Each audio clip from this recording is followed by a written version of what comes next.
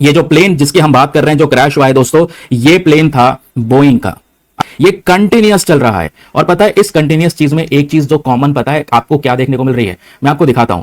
ये देखो न्यूज 18 की रिपोर्टिंग है और इन्होंने अलग अलग एक्सीडेंट्स को इस तरीके से इस फॉर्म में यहां पर बताया, जैसे 2025 जो ये कल हादसा हुआ है उसके बारे में शेयर किया गया है। इसमें जो प्लेन यूज किया जा रहा था वो था बोइंग का 787 ड्रीम लाइनर इस्तेमाल कर रहा था, जो एयर इंडिया ने परचेज किया था। एयर इंडिया इसको ऑपरेट करता था। 242 पैसेंजर्स इसमें ट्रैवल कर रहे थे। 12 क्रू मेंबर्स भी इसमें देखने को मिलेंगे। 2020 में कोझिकोड केरला के अंदर में 2020 का केस बता रहा हूं। अगेन कौन सा प्लेन था? बोइंग 737। ये एक 30 फुट गहरी खाई में गिर जाता है, 2 पीस में टूट जाता है ये प्लेन। 2020 का एक्सीडेंट हुआ। फिर उसके पहले 2010 में दोस्तों मैंगलोर में यह हादसा हुआ, क्योंकि अभी बताया जा रहा है कि जैसे ये हादसा कल हमने देखा है, ऐसा ही हादसा या इस लेवल का हादसा 2010 में मैंगलोर के अंदर में हुआ था, मैंगलोर में।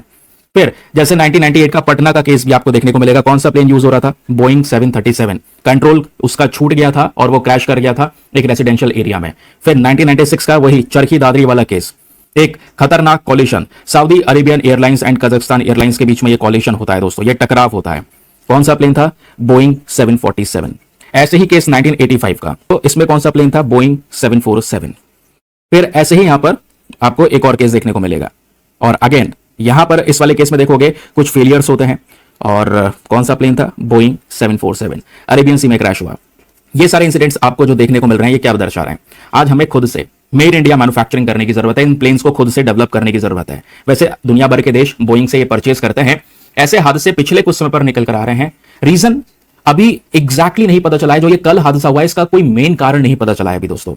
जब तक यहां पे इस प्लेन का ब्लैक बॉक्स नहीं मिल जाता, ये ब्लैक बॉक्स एग्जैक्टली सिनेरियोज बताएगा कि आखिरी टाइम पे क्या बातचीत हुई है, क्या हो रहा था, ठीक है, तभी हमको पता चलेगा कि एग्जैक्ट क्या घटित हुआ है उस समय पर।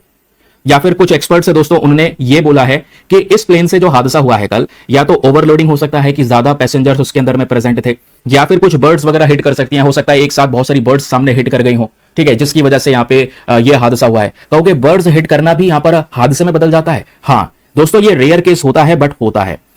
पिछले साल जो साउथ कोरिया के अंदर में ये हमने डिजास्टर देखा, इतने सारे लोग की जान गई, प्लेन क्रैश हुआ, उसका रीजन, उसके पीछे का रीजन यही बताया जा रहा था कि जो बर्ड्स हैं, बर्ड्स इंजन में पहुंच गई, बर्ड्स इंजन में फंस गई, जिसकी वजह से इंजन ब्लॉक हो गया, इंजन रुक गया। जैसे इंजन रुका वो हादसा हो गया। ये एग्जैक्टली यहां पर मेंशन किया गया। इसकी जो ये प्लेन है, ये फ्यूल कैपेसिटी बहुत सारी थी, तो बहुत सारा फ्यूल ये कैरी कर रहा था, जिसकी वजह से कहीं ना कहीं जो ये डिजास्टर है और भी भयंकर हो गया।